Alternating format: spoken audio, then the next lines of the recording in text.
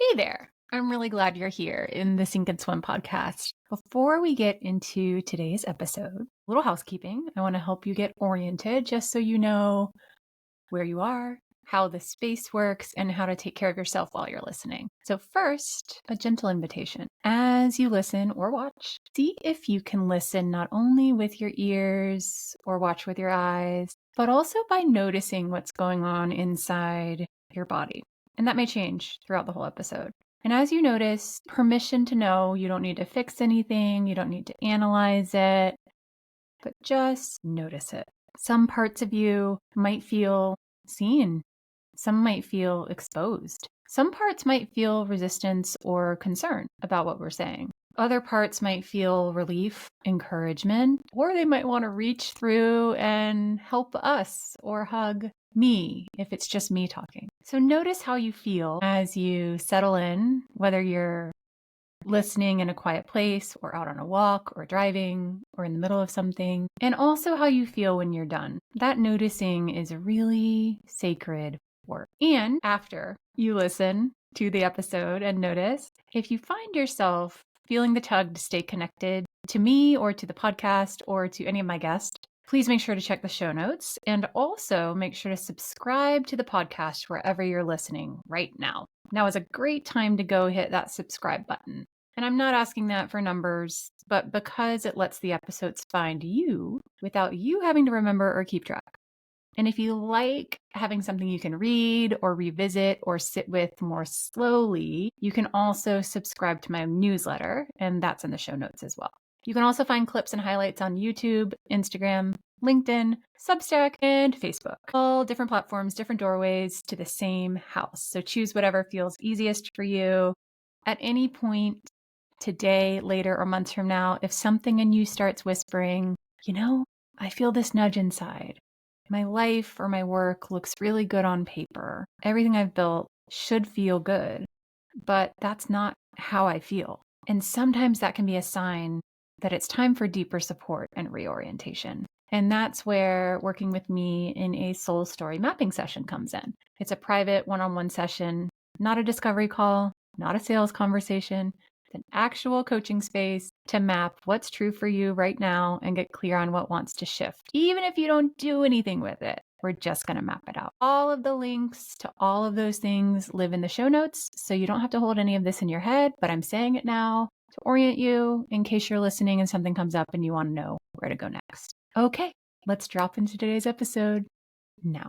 Hello, welcome to this episode of the Sink and Swim podcast, where I will be talking about a concept today called truth lasagna, which is a concept I have talked about with clients for years. And it's based off of a concept my grandmother taught years and years ago. And that concept is you can't tell everything you know. And this concept comes up multiple times a week with my clients. And a recent conversation reminded me it's just time to say it out loud here on the podcast. I call it truth lasagna. And there's like a subtopic called truth buckets. And the premise is that there are layers of truth to what seem like very benign questions people might ask you about your life, about your work, about your relationships, about your health, anything really.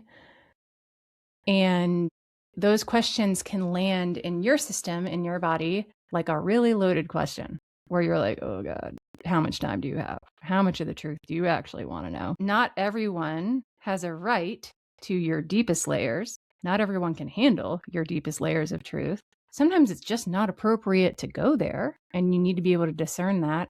And that is why it makes it super awkward when someone might ask you a seemingly benign question like, hey, what do you do for work? And your throat clenches up and you're like, oh God, I don't know how to answer this question because it's awkward. It's complicated. You don't know how to explain it. It's hard to wrap words around something that's kind of intangible and mystical and magical and or in process. And you feel like you either need to over-explain or say nothing or just water it down for this person. And then you walk away being like, I felt really inauthentic and that felt really gross. And I don't ever want to have to do that again. What I hear from a lot of my clients who are women who are very empathetic and want to do good in the world and value telling the truth and being authentic is they feel like if they don't share the full truth, the whole truth, and nothing but the truth, that they're lying somehow, that they're withholding information and not being authentic.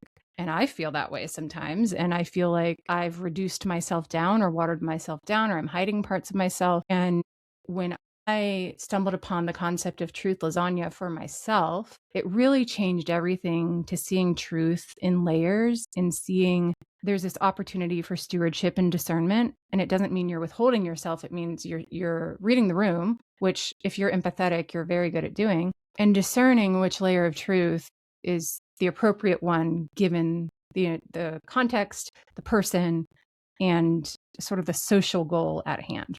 And the reason I'm here to talk about it is this is something that comes up so often. I think that we as a culture can feel really ashamed to talk about it out loud. And so here I am doing that, putting words around things that sometimes feel weird to talk about out loud, because we just have certain social constructs we've all agreed to that actually make it harder and make it awkward, and they don't have to be true. You don't have to subscribe to them. You can kind of take a different approach, and it's not going to change the entire social dynamic. This shows up so many places in life, and it could be in your personal life. It could be in things about your close relationships, your family, money, your political views, religion, all the things that can quickly turn into awkward conversation.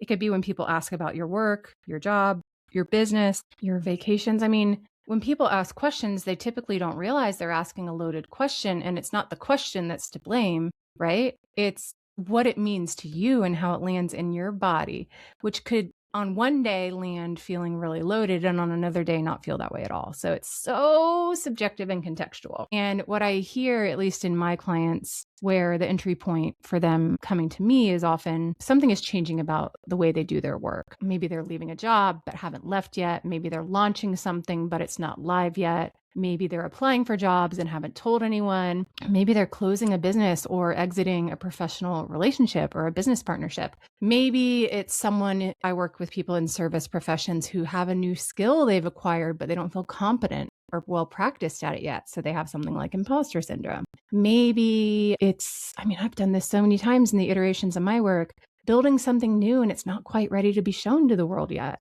And it's like so alive inside your body, but you're not ready to talk about it, but you also don't want to only talk about your old way of doing things. Maybe, the place this happens so often is you're just among colleagues or among new people you're meeting, whether you're networking or at a conference or at a course or just talking to friends when you're out at a brewery, and people ask what you do, or they ask how work is going, and you freeze. Because you're like, I don't know what to explain or how to explain this, or it lands as a just really loaded question or a triggering question. Maybe on the front end, you avoid going to a social event or a coffee date or a networking event or a course or showing up among your professional colleagues because you don't have a clean answer to how work is going or what you're doing or what you're working on.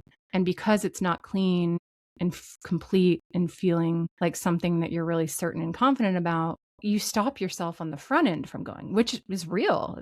It makes sense, right? The common thread among all of this is you're in the wobbly middle. You're not fully closed from the old thing, and you're not fully open and present in the new thing. And whether it's about your work or new romantic relationship you're in, or a friendship, or, a parent who is going through a health issue, or you just are moving to a new town and nobody knows yet. The middle, being in that middle in a not quite in the old thing and not landed in the new thing, is a deeply uncomfortable space for any human being. That's normal for it to feel uncomfortable. And you're not doing anything wrong if it feels uncomfortable, or you feel like you don't want to talk about it, or you don't want to face the questions that people are going to inevitably ask you.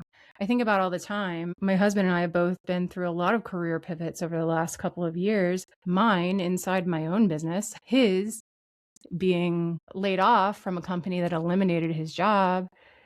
going through some side jobs, going through some volunteer work, kind of figuring out what's next. And we would go to social events with neighbors and friends and, all kinds of just normal human peer relationship things and walk away and be like, oh my God, we're so relieved that nobody brought up work because we're both in a messy middle in our work. And we were just so grateful to be in friendship interactions. Shout out to my friends, by the way, who just didn't like jump straight to work because we didn't have clean answers to questions we knew would come up. And we didn't want to have to bumble our way through and or tell too much of the truth and then make it awkward. It's just so hard. And the truth of why this feels so unbearable is we are wired for identity, and identity in this case being like the way you see yourself in relationship to your environment, to the world, internally and externally. And then we're also wired for belonging, which is how we see ourselves in relationship to other people. And when one or both of those things are in flux, your nervous system is going to read the flux itself as a threat. This is not a metaphor. This is an actual thing that happens. Your system is going to say, I'm not firm on my identity, and I'm not firm on how people recognize that identity. I'm not firm on feeling like I belong, both with myself and with other people. And so it makes sense that you might want to over-explain yourself, that you might feel like you don't quite know how deep to go because it's still completely in process for you. You might want to avoid it altogether because it's still deeply in process for you. Or you might also be trying to rush an outcome. I can't tell you how many times in the iterations of my career I've signed up to go to a women's networking event or something where there's going to be people where inevitably talking about my work is going to come up and I'm not ready to talk about it. And I'm sitting there writing out, what's my elevator pitch going to be? What's my one-liner today? What do I feel comfortable talking about based on who I'm talking to, the audience, the room? And that can feel a lot like shape-shifting, like you're like, I'm trying to make myself fit. But what it actually is you want to belong. You want to be firm in your identity. It's actually you being a good steward to your nervous system and not sitting at home in a dark hole avoiding people, which we're not supposed to do. And so it's not a character flaw if things feel weird and unbearable in the middle. You want, or rather your nervous system wants to have an answer to the question, or fill in the blank here, of I'm the person who blank, or who is blank, or who does blank. And right now, in the messy middle, you can't fill in that blank cleanly in a way that sort of applies across all circumstances and situations, in a way that people will understand, in a way that they get, in a way they're not going to push back and question you. There's so many things that your system is trying to plan for. And this is normal. It's also genuinely disorienting. And imposter syndrome lives here, even if it's not related to skill sets or expertise, because it might be that you are perfectly skilled and adept at, let's just say, a job you're stepping into, but you don't feel like you belong yet in the group or the environment where you're stepping in. And we all know how that feels. You're the new kid on the block. You're perfectly skilled, but that's like half the equation. That's the identity piece, but the belonging piece, not quite yet, right? I don't remember which one of my new jobs, I think it was my very first PT job, there was an acronym that got tossed around called the FNG, fucking new guy. And you could be literally the Taylor Swift of the music industry, taking a new position, working with a new recording studio. And you're still the FNG. Your system that is wired for belonging is still going to hold back a little bit, unless you're like a sociopath who literally doesn't try and read the room and honor that people are getting to know you, right? And so, I mean, we hope that's how it goes, right? But we can overdo it where we don't feel we belong, and or the environment we're stepping into doesn't give us the safety to belong. And so we hide ourselves, right? So that was an aside that imposter syndrome lives in this messy middle space, even when it's not about your competency. So competency is part of your identity and really your relationship to yourself. But belonging is the other piece that we are wired for. And you could be perfectly competent, but if you don't feel like you belong, then you're also going to get like the throat clenching, want to avoid it, want to crawl under a hole, and or over explain yourself and tell too much of the truth, when you're in these spaces. And none of this means you're in the wrong place. It just means you're in the middle. And there are things in your life where you are kind of in a complete state, where things are good, where things are stable. So hopefully your whole life isn't uprooted all at once. But sometimes it does happen that way. Your relationships fall apart, your marriage falls apart, or maybe not your marriage, but your friendships, or maybe something's going on with your family and your job is changing and your health is changing. That's also very common, especially for people in my age group going through sort of the 40s. It can feel like literally the wheels have all fallen off in all directions. And especially for people, women, millennial women, Gen X women, baby boomer women. I like to think maybe we're shifting this in how we raise girls in younger generations, but I don't know. One of the things I see for women, especially empathetic, compassionate women who are helpers, who were raised to be a good girl and then grew up to become the good provider, the good coach. One expression of the nervous system that I see extremely often is the fawning response. So when your throat clenches and you freeze and you have nothing to say, that's very obviously the freeze response. When you over-explain and you like go blue in the face trying to get someone to understand what it is you do or what's going on in your life, that's kind of a fight response. You're fighting someone even when they aren't fighting you. Or maybe they are. They might be pushing back. They might be asking questions. And they might be asking innocent questions, but you feel like you're being questioned because you feel insecure about it, right?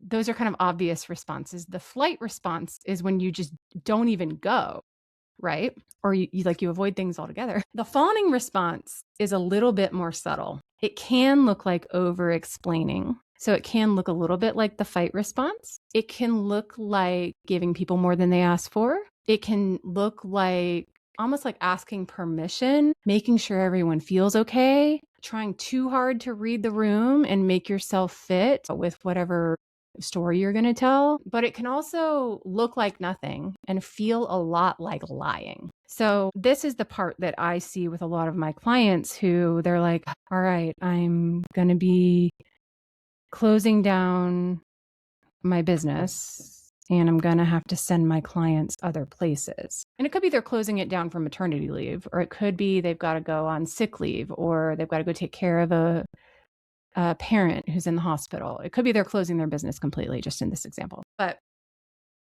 they don't want to get into the nitty-gritty personal truth of the whole thing. And yet they know the whole truth and nothing but the truth, and they feel like they're lying if they don't give the whole truth. And so this is really, really common. It could be that you are, I'm thinking about when I was, this doesn't always happen when you're closing something down. It could also be when you're starting something new. Let's say you're starting a new job.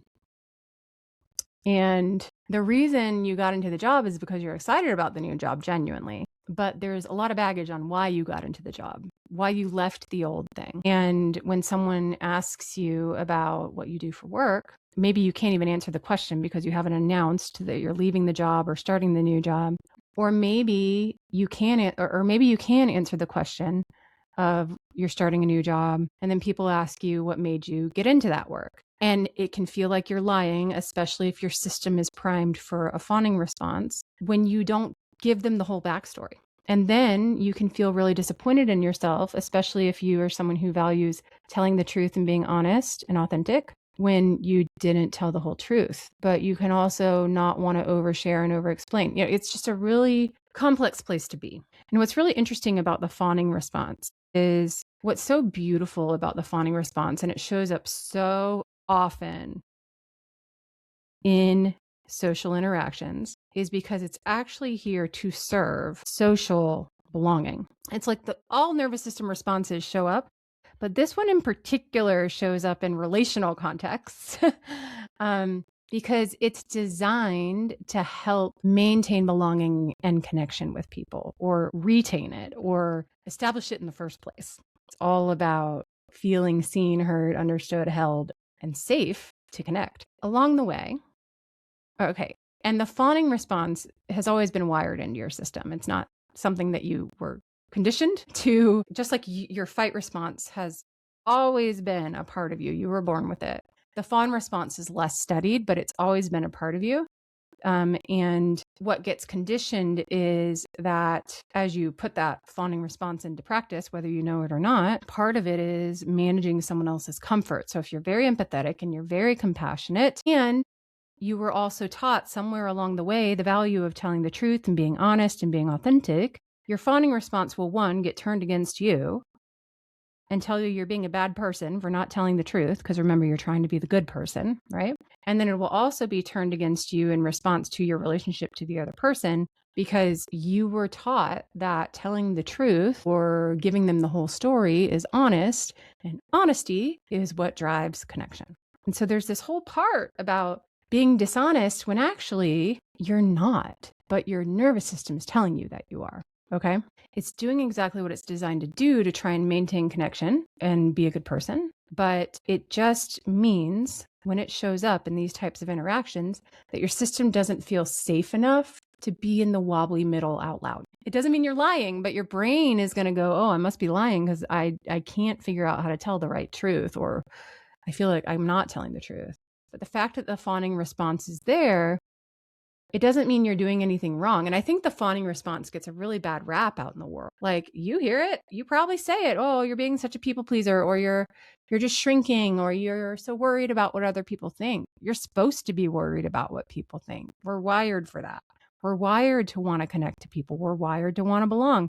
You cannot take that out of your brain. People pleasing is not a choice. Fawning is not a choice. Trying to be the good person is not a choice. It's not this conscious thing that you're deciding to do, even though the self-help world will tell you that. Actually, an intelligent response of your nervous system to try and help you connect and belong.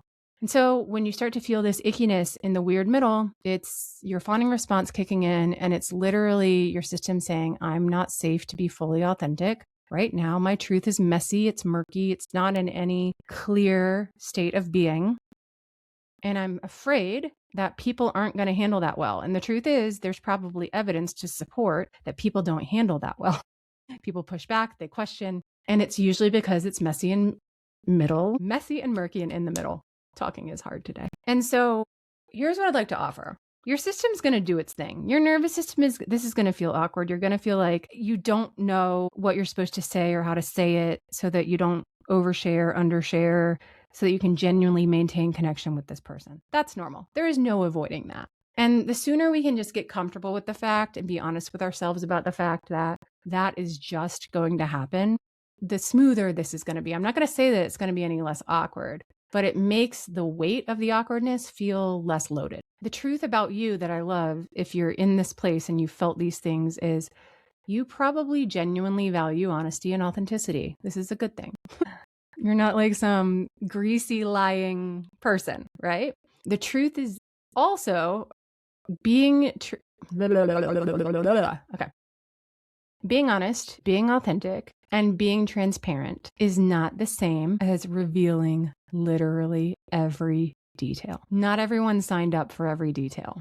Per my grandmother, you can't tell everything you know. Some things, especially if they are still deeply an emotional process for you, are allowed to be held sacred. That doesn't mean they are a secret. It means that you're honoring with reverence that you're still metabolizing it in your own system. And unless this is your therapist or a very close friend who has consented to holding you in this space and they know what they're signing up for, it may not actually be good stewardship of a social interaction or relationship to just dump it all on them. I'm not saying you need to hide yourself, but the truth is that oversharing or giving more than the situation has asked for is not honesty. It's a dysregulated stress response that is wearing honesty's clothing in a way. And if you're still processing it and you're not regulated about it, it's going to be really hard to feel like you're intentionally sharing authentically in a way that honors where you're at in the process. And that's why having someone walk with you through the middle is really important. And that's not to say that you keep everything from your friends and your colleagues completely. It just means that there are layers. It's like it's a spectrum. It's not an all or none. It means that you get to be intentional and discerning about, if I open that doorway too wide, I don't think I'm going to be able to stop. And it might actually mess with how my emotions are processing, and it might mess with theirs. Oversharing is often a reaction. It's unconscious. It's not something that you even agreed to do. And it's something sometimes we've learned unconsciously to, I love this phrase, Brene Brown uses it, hot wire connection. So we've shared a lot. We kind of stunned someone's system. They don't even realize their system is being stunned. These are also empathetic people. They lean in and now they're like, well, you've opened that door. I guess we're here, right? And so learning the difference between oversharing, revealing too many layers of the truth, and being vulnerable and actually giving what the container of the relationship can hold, even if that is deep layers of truth, and reading it and having someone who can hold it and contain it with you is incredibly regulating. If you've walked away from something and you're like, ugh, replaying it in your head, or you kind of regret it, it might have been too much, right?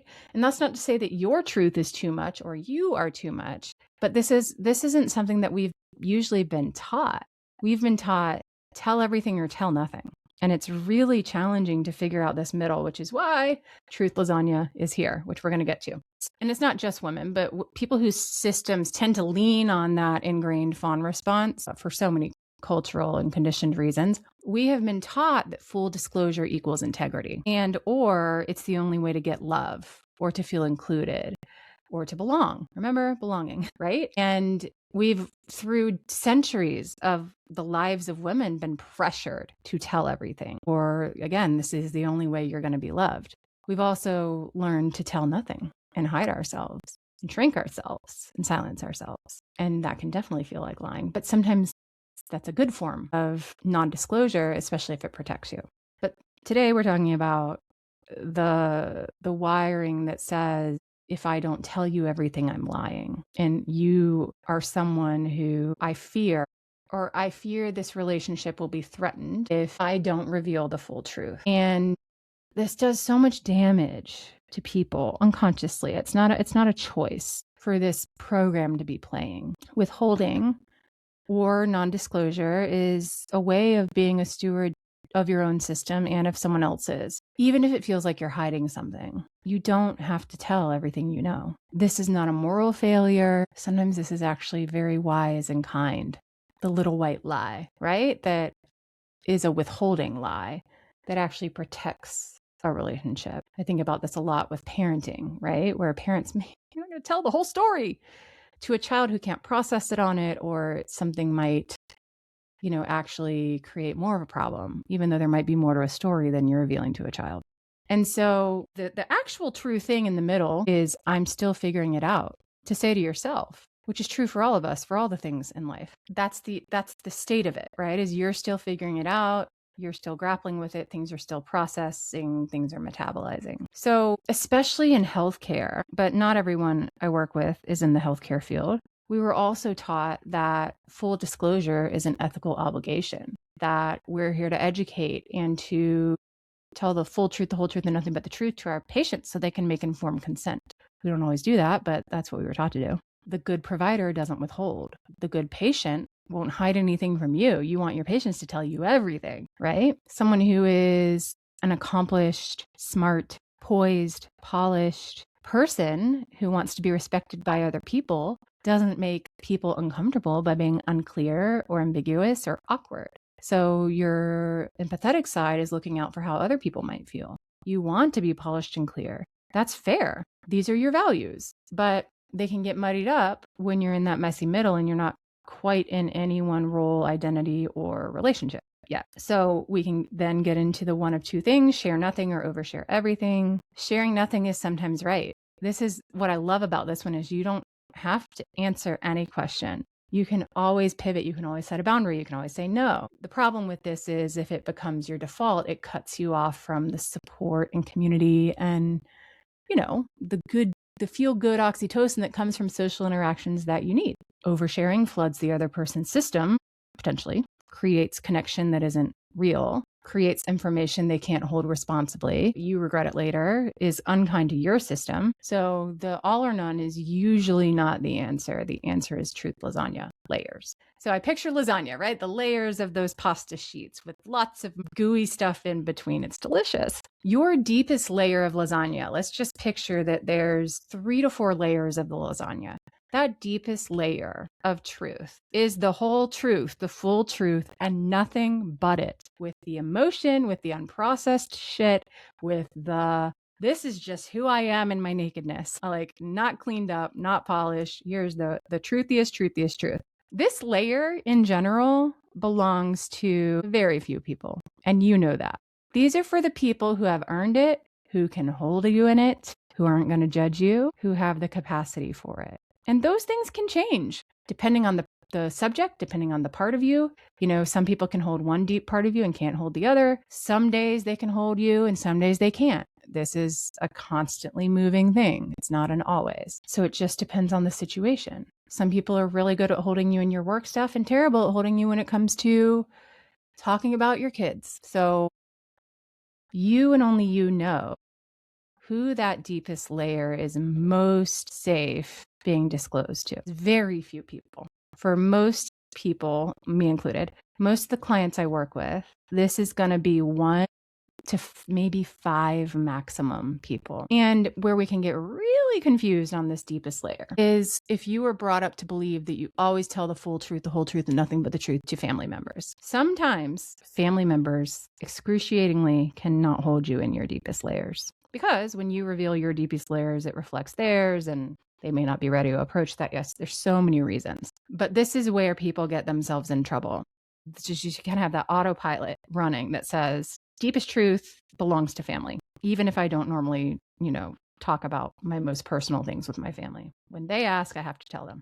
And this is, especially if it's like your parents or a sibling, or like as a kid, you were taught to tell the full truth, the whole truth, and nothing but the truth, right?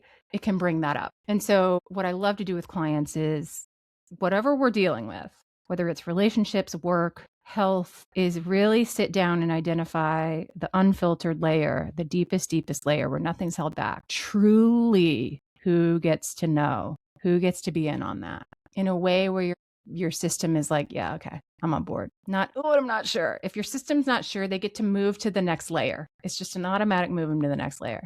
And sometimes there's 2 middle layers and sometimes there's 1. Let's just keep it simple and say there's 1 middle layer. There's only 3 layers to this lasagna.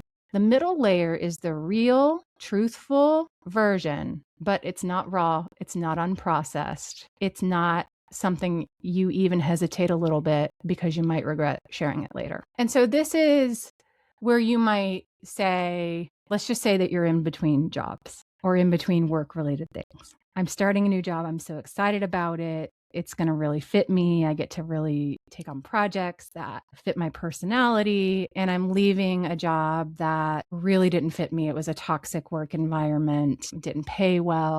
And I decided that I deserved better. And I found this new job. So you give like the highlights of the story, but not the deeper details. Okay. So this is the middle layer. People on this layer can hold some versions of the truth, some layers of the truth. And, sometimes you find that builds intimacy and trust and relatability and whatever that relationship is. And now let's contrast that with the outer layer. The outer layer of truth, so the top layer of that lasagna, where it's got the melty cheese on top and it's looking delicious, is diplomatic, it's positive, it's appealing, it's true, it's brief. This is less is more. Less is more. Okay. This is for people who, for whatever reason, it's not going to work to tell them the things that are in process. So on the outer layer, nothing that is not certain to you is shared. Okay.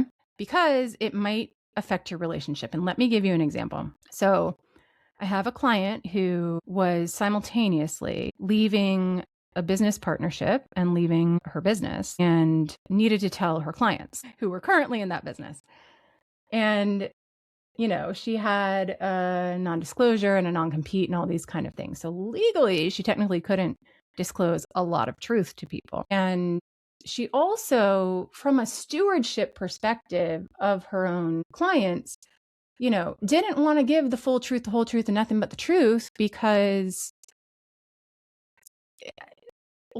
she wanted them to feel like they could trust that they were going to get the medical care they needed, whether it was from her or from one of her colleagues, whether in that practice or somewhere else.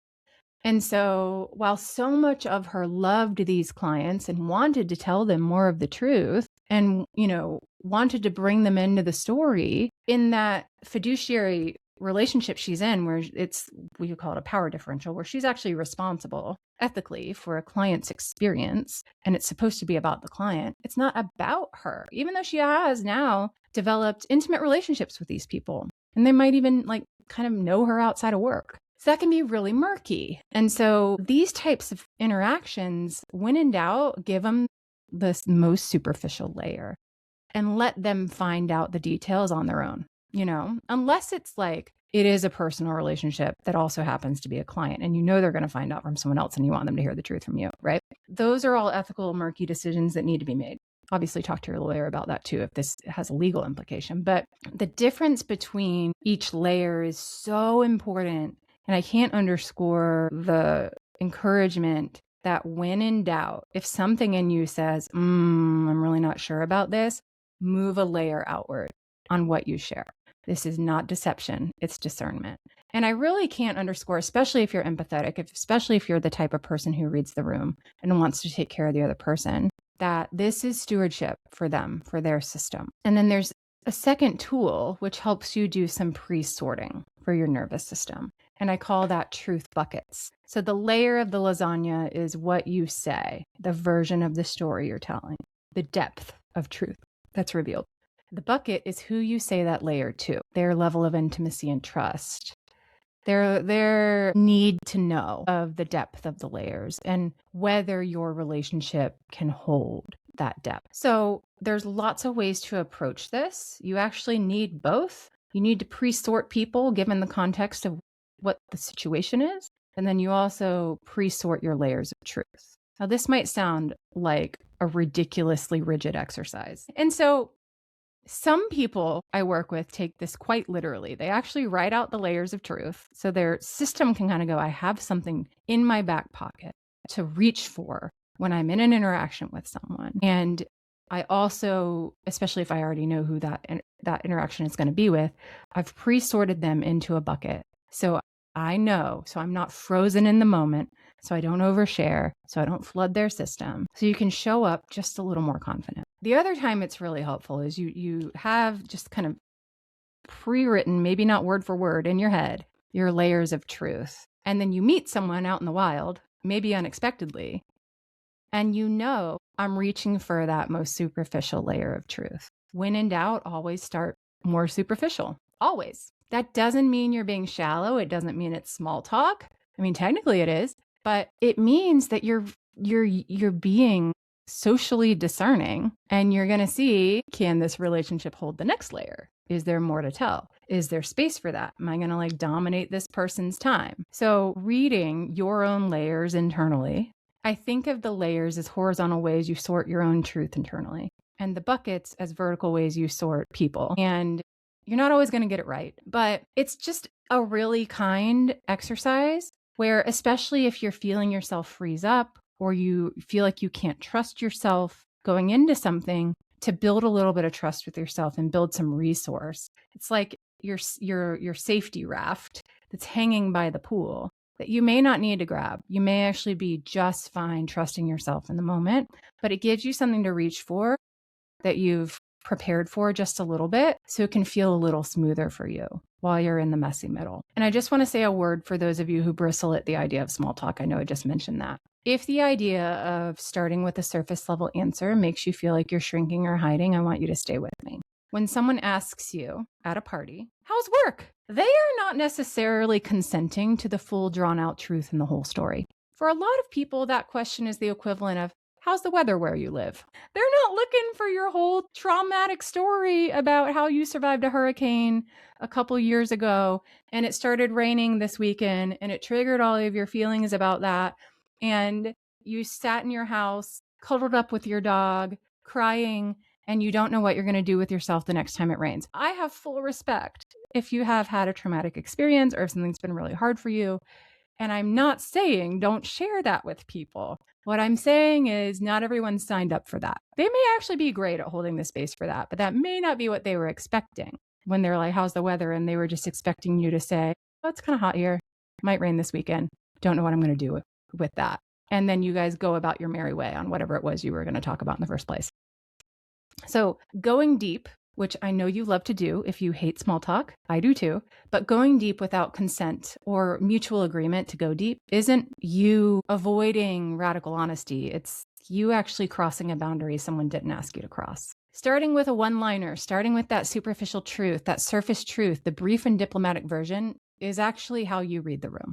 It's not withholding yourself, it's taking it one step at a time for your system and for theirs. It's only small talk if it stays there forever. If you go from how's the weather? It's warm. Yeah, it might rain this weekend. I don't know what I'm going to do about that. Yeah, me neither. Oh, what are you doing for Christmas? Well, I don't know. I'm not really sure. We'll probably go see family. Yeah, me neither. Okay, what are you doing for New Year's? That is all surface level, and I'm with you. If that's the whole conversation, that sucks. But if it starts there and then you go a little deeper and then you go a little deeper, that's the entry point. You're leaving the door open, you're not closing it, and you're giving the person a chance to show you whether they want to lean in a little bit more or whether we're going to pivot and go somewhere else. And they are allowed to do that. Okay. So again, this is not a brain exercise. You can make it one all you want. You can start there. You can finish there. You can just think of your lasagna layers, write them out in your head. You can visualize them. You can listen to how your body feels and use that as your layers of lasagna if you're really in tune with your body, which I recommend. But it doesn't have to be this convoluted, complicated exercise unless that would really help you. I have had clients who've written this out. They've made spreadsheets. They've drawn out elaborate, creative ways of picturing these kind of things. And it brings a sense of safety and assurance to their systems in a time where their systems are craving identity and belonging. And instead of fighting themselves on that and shaming themselves for feeling so weird, it teaches the system, hey, I've got you. I'm here for you.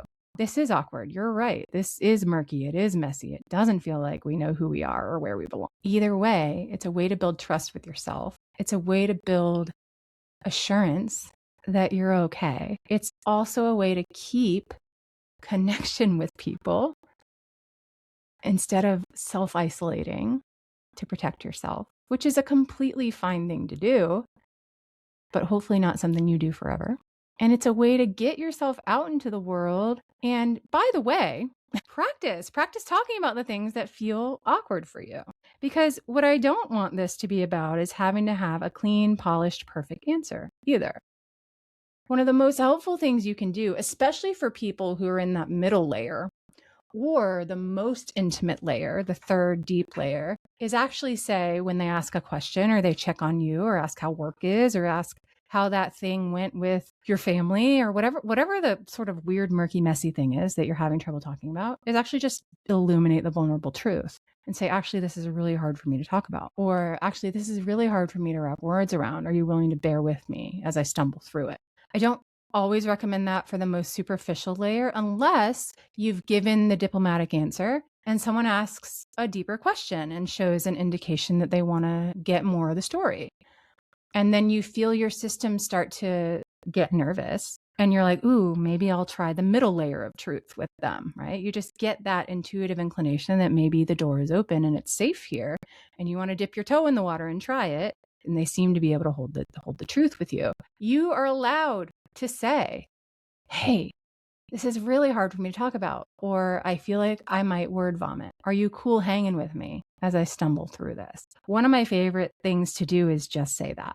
I think about examples of coffee dates where I've met up with colleagues and I'm working through a new business idea or I'm launching a program that's not quite fully baked yet. And I just think about a woman I met with about 2 years ago when I was in a real liminal space, a real messy middle between two eras of my business. And to be honest with you, I wasn't 100% clear who I was, what I was doing, who I was helping, what it was going to look like, what I was calling it. It was a mess. And she asked me, and I was like, is it okay if I just kind of work it out loud as we talk? And she did such a beautiful job of holding the space and letting me word vomit. And then I actually asked her, I said, hey, it would actually be really useful for me if you would reflect back what you heard. And she did, and she nailed it. And the sense of validation and affirmation I got from that, I'd say this was like a middle layer of truth type of person. Like we started superficial and we got a little bit more gooey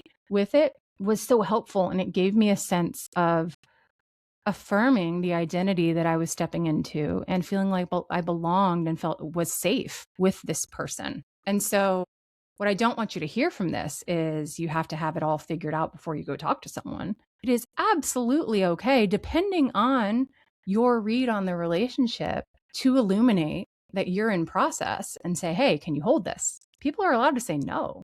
They're allowed to try and then reflect that they couldn't hold it. Sometimes they ask questions that feel like pushback, and that tells you they couldn't hold that truth. And so the other thing I want to highlight is, and the reason this isn't such a rigid exercise to do up front, and sometimes just more of a concept to hold loosely in your body or in your mind, the truth lasagna and the truth buckets, is you might spend a lot of time preparing and getting it all written out and getting it all figured out. And then you try it and you misfired, or they misfired, and it backfires in some way and it didn't feel good. And so there's no guarantees with this. It could be that you sorted someone into a layer, shared accordingly, and it went sideways, or you got interrupted, or it just didn't land with them. And that's not a failure on your part, and it's not a failure on their part. I think about how sometimes I'll be going on a walk with a friend or a neighbor, and they'll ask how work is, and they literally know nothing about my work. They're in a completely different industry, but they're being so kind and just, we're being friends and we're talking about how work's going. And I'll explain something that's in process and forget. I'll totally just forget that they have no idea what it's like to be an entrepreneur. And I'll only figure that out when they start asking questions that seem a little, I don't know what the word is, but frantic or anxious. And they're trying so hard to understand. But what has happened is I've shared something that to me just feels like a normal part of my work of being an entrepreneur. And this person who has never been an entrepreneur in her life, that scares the shit out of her to imagine doing that. And me sharing that pulls that up in her, and she starts asking a lot of questions. And what it ends up doing is it, first of all, pulls away from the original thing I was sharing. And then I start explaining to her something. And I start to feel like, oh my God, I'm not being understood and this isn't landing. And that sucks. And so this is information. If anything goes sideways when you're trying to do this, it's not proof you did something wrong. It could mean just their capacity to hold you didn't match what you estimated, and you just adjust. And you don't make it personal. It doesn't mean your friendship failed. It didn't mean that you shouldn't have gone on the walk. It just meant that we're all humans on a human journey, and it's messy. And sometimes it's going to misfire. And our deep desire to be understood and held and seen, and therefore belong, can get challenged when we least expect it. And we get to try again, assuming it's not like a big rupture that happened. And even if it is a big rupture, you can try again, either with that person or with someone else. But it doesn't have to be personal. You can adjust the layer of truth. You can try again. You can ask them if they want to learn more. There's all types of ways to navigate this a little more gracefully. But one of the best ways preemptively is to give yourself grace for being in the middle, for being imperfect, for not having it all figured out. And when and if it feels okay to do that, illuminating that in your very human interactions with other people. At worst, it might throw them off a little bit. At best, it illuminates to them that it's okay for them to be in their own messy middle, and that you're a safe space for that. Because when you honor your mess, they see, ooh, maybe this person can hold me in my mess too. And that can be such a beautiful thing in any relationship. In summary, accidentally, and it's usually accidentally, flooding someone with your unsettled truth without their consent is not honesty. It's not transparency. It's not necessarily being ethical. It might actually be landing as a burden to them. And they may not register it as that. But when it feels not great to you on the back end, or even during, or you feel like you all of a sudden become like a flood of information coming out of your mouth, that is often a place where maybe this was a deeper layer of truth than this particular relational container on this particular day could hold. Not every layer of our wobbles and mess are the responsibility of every other human to hold. Choosing the right layer of truth and the right bucket of truth, like person, protects both of you and honors the relationship. And it keeps you from saying things you can't take back before you're ready. My hope is that when you take it one bite at a time, even when it's a close relationship, start superficially, move a little deeper, take breaths, stay grounded in your body, stay grounded in reading the room. And this is all assuming the other person does it with you. If they don't, then hopefully you don't keep trying to tell the truth deeper and deeper and deeper, right? My hope is that the more you practice the discernment, and again, hopefully it's more of an intuitive felt thing and not such a cognitive process, because that can be a lot to hold in your brain. But the more you practice even just little bits of this, the more you feel permission to exist in the world as your messy middle self, as the unprocessed version of you. Know very deeply and feel very safe with the fact that you're not withholding, that you're not lying, that you're honoring the depths and breadth of your truth in a way that lets your system know that your sacred parts are safe with you, that you're not going to reveal them before they're ready to be revealed, and that you're not out of some type of obligation that you may not even realize you're holding, revealing them to people before those people are ready for them and able or capable of holding them. The unsettled feeling that comes with this, underneath all of it, is not a sign that you're on the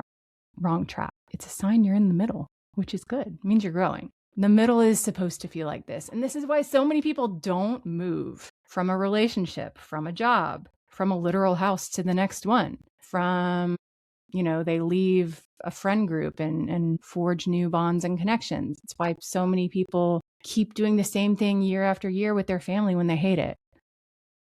Breaking the belonging, shifting the identity, being in those middle spaces is really hard and really brave.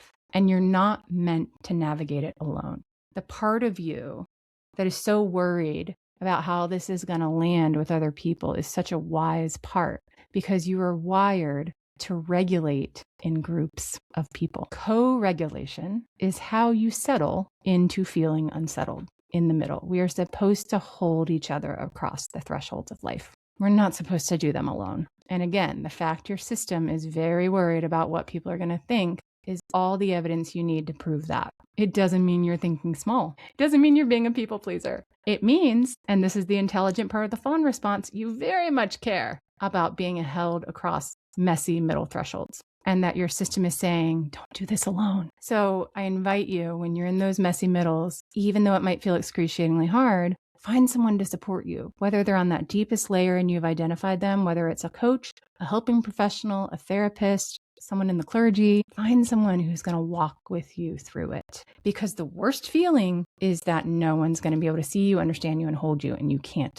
tell your truth. It's supposed to be processed out loud with other people. I'm not saying don't process it out loud with other people. I'm saying be discerning of who you let in on those deepest layers. I love to be that person for people, and it's so beautiful when someone gives themselves permission to be held, because when you do that, it also strengthens your capacity to hold others and puts you on that deepest layer list for other people.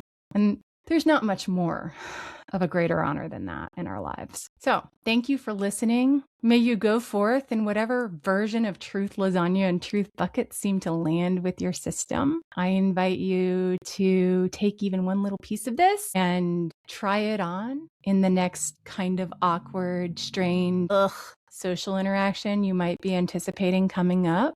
Pause a minute before you go. Remind yourself that this is normal that I feel this way. It's okay that I genuinely care what people are going to think. It's my system saying, I need people. And it's also okay to be discerning about which people you let in on which layers of the truth. You can tell everything you know, but sometimes it's not in your best interest or theirs. Thank you for listening in to our Truth Lasagna episode. As always, make sure to hit the subscribe button wherever you're tuning in. Reach out with any questions. Hit up the show notes to subscribe to my Notes from a Fart Walk newsletters. I'd love to invite you to book a session with me if there's something in the messy middle in process that you'd love support around. Otherwise, go forth, have some lasagna. I'll talk to you guys soon.